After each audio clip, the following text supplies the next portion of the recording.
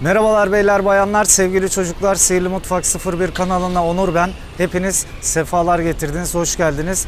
Bugün Moda'dayız. Moda Eski Parkı'nın hemen köşesinde göreceğiniz The Troll diye bir mekandayız. Burası churros yapıyor. Şimdi bu güzel lezzetleri deneyimleyeceğiz. Hadi hep beraber içeriye geçiyoruz.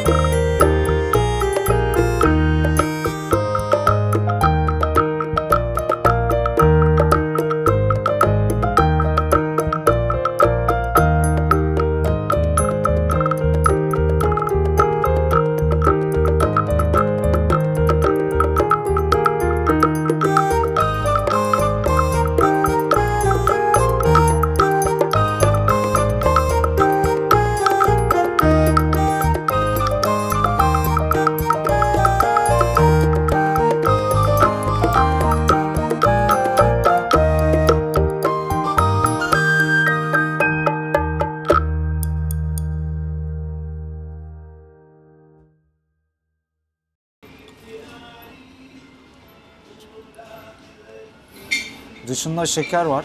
Şekerle birlikte tarçın karıştırılmış. Bence şu haliyle bile kesinlikle lezzetli.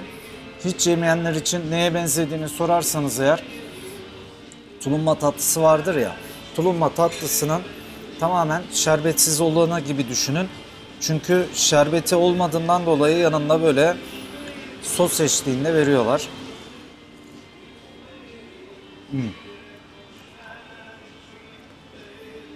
Çikolatayla birlikte çok keyifli. Bir tane de böyle beyaz çikolataya batırarak atalım.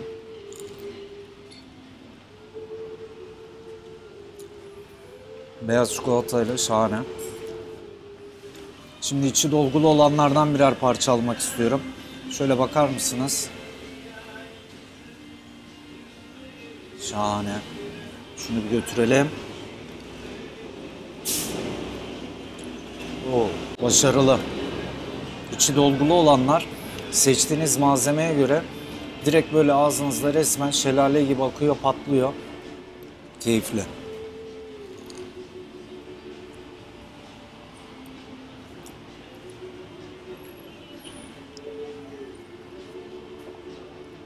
Biraz da yanına çay alalım.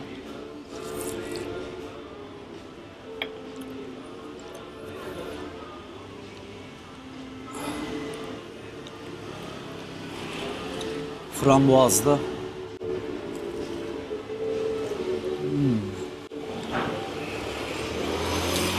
Frambuaz çok güzel ama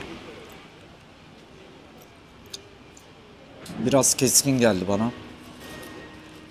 Yani 4'ünü 5'ini birden frambuazlı biraz yemeniz zor.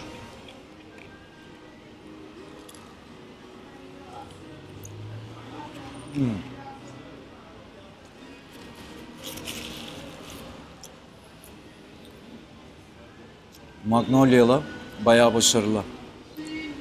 Şimdi dostlar biz bunları yiyeceğiz.